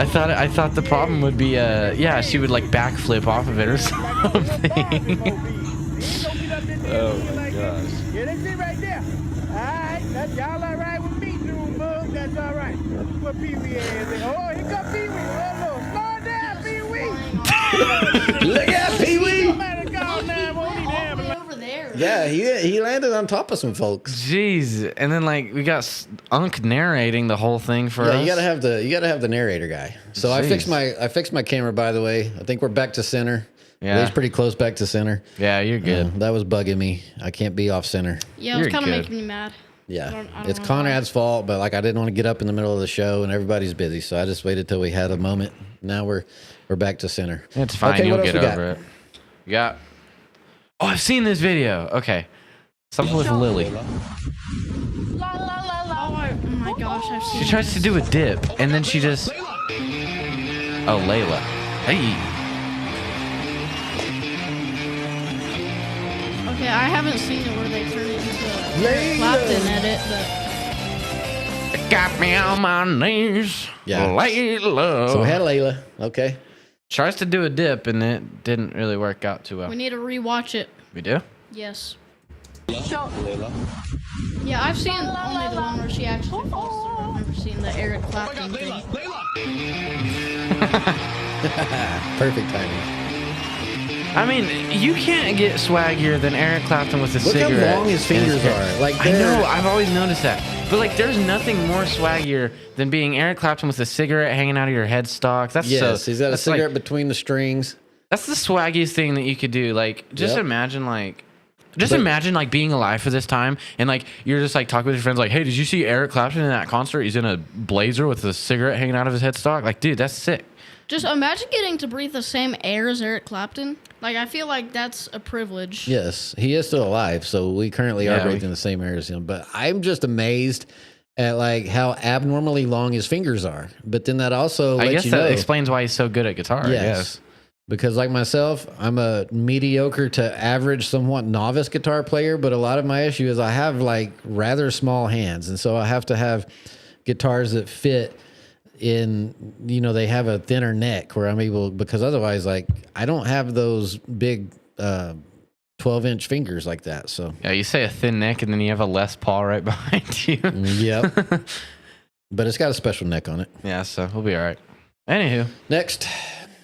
Schools be like, drugs are bad, then prescribe a 6-year-old Adderall for not wanting to sit in the same spot. Are schools allowed to prescribe medication? Well, I don't know if they're necessarily allowed to do it, but they do it. Well, they do stuff kind of behind the scenes a lot of times. No bueno. Yep. I All remember right, when what I else? was in school, they had DARE, which was like DARE. Oh, yeah, DARE to keep kids off Do drugs. they still have that? Yeah. Okay. Well, when I was in elementary school, at least they still had it. I don't know if they still do, but DARE to keep kids off drugs. What do we got next? Are 10-year-olds still allowed to use this classroom guillotine, or was that just 80s, 90s things? What is that? It's a paper slicer. Oh. So you could cut multiple pieces of paper, but also, yes, you had like kids that were on Adderall and they were using these and limbs went missing. I don't know if they're still allowed to do it, but like schools were savage back, you know, in the 90s. I mean, there's Back none in in my my day. school, just so I'm guessing that's just an 80s and 90s thing. I have something like this in my 5th period English class, but it's a lot. Talking to the mic. Oh, it's not like. It has a lot more safety like coverage on it and stuff. I mean, the most dangerous thing that we have in my class is a hole puncher, so I guess that's... Yeah, there was no safety coverage. We don't have any coverage. guillotine, so... There was no safety coverage back in the day. Like, we had shop class with saw blades that didn't have guards on them, and I mean, like, if you were stupid, you paid the price. That's how it still should be, honestly. If you're gonna be dumb, you gotta be tough, or so the kids say. We got staplers in my class. That's probably the most dangerous thing. Or like pencils. Yeah, you can do some damage with a pencil. Next. All right. You know what was more useful than the first telephone? The second telephone. That's right, because you can't have one without the other. Amen. Next. Amen. Men stopping everything they're doing to watch a helicopter that's flying by. Yeah, that is true. Yeah. It doesn't matter what goes on. Everybody stops what they're doing when a helicopter flies by. Yeah. Or an airplane. And then you have to call it like what it is. Like you'll have to say like, oh, that's Army, that's Air Force, Navy, or that's a medevac or a police chopper. Like you always have to name it. Like what kind of chopper is it? Yeah. I only say it's a helicopter. I don't ever say. Well, you're not doing it right. You're not then. living life to You're the not- fullest. You're not completing the assignment. Sorry. Next. Wife refuses to return stolen land she took off from the husband's side of the bed. Is this an immigration joke? Yes, it's a Billie Ellis joke where she says you can't. I don't remember what she said. Something stupid about stolen land, and then they come to find out like she's actually living on what used to be Indian reservation land where her mansion is. But the wife stole the land from her husband's side of the bed. I know this well. Happens to me regularly. Yeah, but whatever, man. Next. Growing up in the 80s, I really thought quicksand would be more of an issue. Yeah, I've never seen anybody do anything with quicksand before, like in real life. Yeah, me neither. But like it says, growing up in the 80s, like every show, every movie had quicksand everywhere. Like you were so terrified of quicksand. I would just see sand somewhere and not want to go near it because I would think that this is what was going to end up happening to me. And then in real life, as I've grown into an adult and traveled, all over the place, I've never seen any actual quicksand. Yeah. Which, like, I mean, if you have Batgirl down there struggling, if you have any member of the Batgirl or of the Bat family struggling, then clearly it's a problem. And it's never been a problem to me. So. Well, also from the videos I've seen, it looks a lot easier to get out of quicksand than they show it in movies.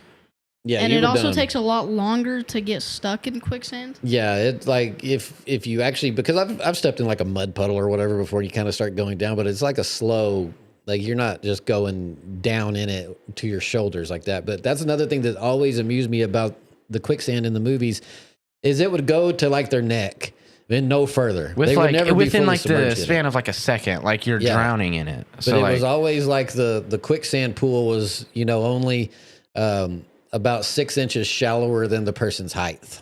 Yeah. I don't know. Weird stuff. It's like, I mean, like I said, if you got a member of the Bat family struggling, then clearly it's a very big problem. But not in my case, not in my experience. Anyhow. All right, next. The tomato as soon as I take my first bite of my burger. That's why I just take the tomato off my burger, because they're not good anyways. Those tomatoes are always falling out of the burgers, man. I don't know. I'm pretty sure the joke is getting, or like throwing the tomato. No, they just fall out. No, I mean, I would just like once you start eating the burger, the tomato just. I jumps wouldn't out. know because tomatoes suck fall out of anyways. the car like that. It's somebody throwing the tomato. Yeah, I know out of the the burger. tomato jumps out of the burger. Like Creed. it jumps out like intentionally. Or somebody throws it at. Come on now, Cred. Next. On Dateline, it's always the person who lit up the room that gets murdered. I'm glad I'm grouchy and unapproachable. Amen. They always say that in funerals too. Yeah. Like they were always the nicest. Yeah, or like whatever. jerks never die. Like bad people never die. Yeah. It's always like, they had the smile that lit up the room. They were the sweetest person who would always do anything for anybody. You never go to a funeral or hear a show like that where they're talking about somebody and they're just like, yeah, he was real POS. Yeah. Or whatever Billy Joel said. Yeah. Next. Why are the... What does that mean? Why the bleep? Oh, why the bleep are there people named Charles? You are one Charles. This one hits a little close.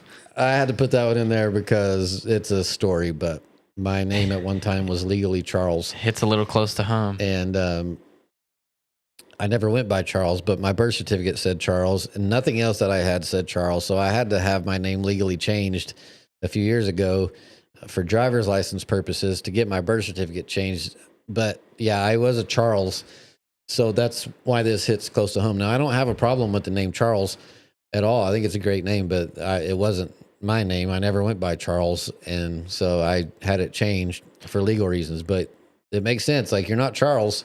You're just one. So you're Charles. Well, don't most Charles go, like, their actual name is Charlie, but they just end up going by Charles, right? No, it's the other way around. Charlie's short for Charles. Another one is Chuck, is also short for Charles. Right. Chuck's a cool name. I'd be a Chuck. I can't really see you as if a I Chuck. wasn't Chad, I'd be Chuck for sure. I have a kid in my school named Charles, but he goes by Cameron because that's his middle name. That's a pretty cool name. Man, a lot of people don't really like eloquent. Charles, I guess. Yeah, I don't know. Must be some kind of A problem. lot of white people go by their middle name. I've never understood that either. That's a subject for a different show. But it's like, why don't you just go by your actual name? Who knows? Anywho. Next. I don't care how much of a rush I'm in. I'm not driving off till my Bluetooth connects. The same thing with like the Phil Collins thing. Like, I don't care how much in a rush I'm in. I'm gonna do the drum fill for the Phil Collins song. Yeah. So.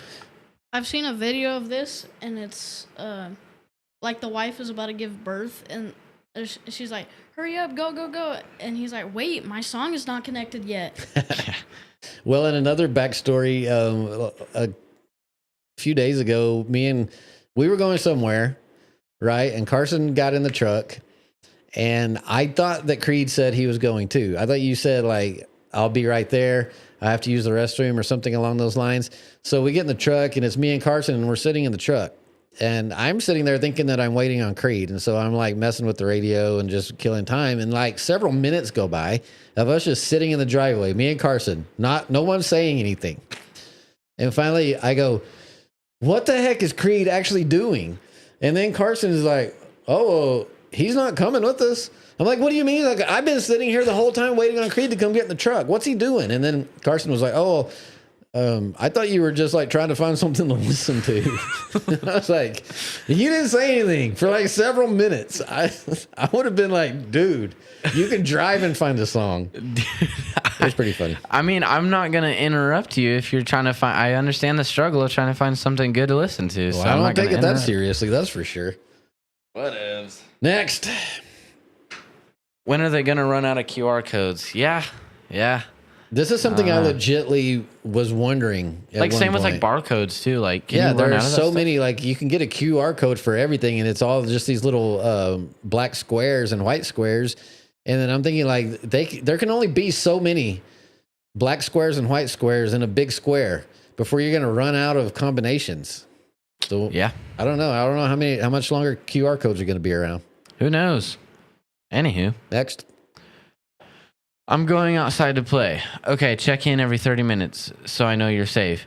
When I was 11, we're going to the dump. Someone says the hobos killed one of their own there. We want to find the body. My mom, okay, but do not bring a dead body back to this house. Isn't that like the whole plot of Stand By Me? Yeah, I think so. I haven't seen that movie in ages. They're trying to find like a dead body or something. Yes, but yeah, things were wilding back when. Now everybody's protected and they need to know where you are, and you got to text, and I'm going to have GPS on you and all that. None of that crap existed back in the day, like when things were good. Why don't you let us go venture out for dead bodies, Dad? You took off. Well, if you know where a dead body is, go find it. Maybe a reward or something. I don't know. I guess I'll do that. Next. Why do I have to wear a seatbelt, but the garage man can hang off the back like that? Yeah. Well, aren't they going like criminally slow, though? They're going like 2 miles per hour. Right? Yeah, but it's like that. You got to have standards in your rules. Like they can't be all over the place. If one guy's having to be in your vehicle in a seat and the seatbelt on, then you can't have another guy who's just allowed to hang off the back end and the side of a moving vehicle without any kind of repercussions. Same with the firefighters. Don't they do that too? Yes, they do. So it's like, what are we doing? It can't be both. It's got to be. We got to pick a side here. Yeah, I guess I can agree with you there. Anyway, I believe that's all of our material to cover tonight. Well, we could find out.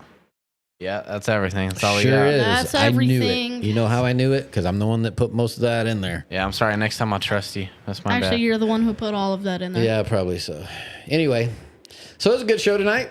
I'm pleased with our show tonight. I know it was a long one, but like I said, we didn't have a show last week, so we kind of had to make up for it. We had a lot of stuff to cover.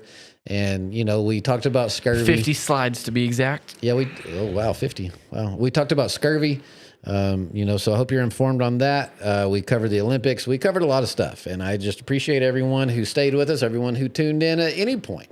And again, you can contact the show if you have any material that you would like us to cover next week. You can always send it in through one of these ways. We're going to have an email someday. We haven't reached that point yet, but one day this show will be big enough for our own email. So I am the Cowboy. I'm in the corner. I am glad that you joined us. It was fun. It was real. And does anybody else have any closing statements? Be happy. Make somebody smile. Be the reason somebody keeps their day going, and be excellent to each other. You said the exact same thing last time we did a stream. Well, I need people to know that they should be happy people and don't bring other people down. That's all I got. My motivational, my pep talk. Cretus, anything? Yes. Yeah, what? He did a big turd. That need to be thrown in. Is it dirty? Okay, but it works. And then the infamous Something Wong. Yes. Right. Ladies and gentlemen, nothing is wrong. We had no technical difficulties tonight. That's a good thing. So I just, again, I appreciate you joining us and being with us, spending your time, choosing to spend your time with the Cowboy Corner Show. And I hope that it was as entertaining for you as it was for us. But until next week, we're going to sign off.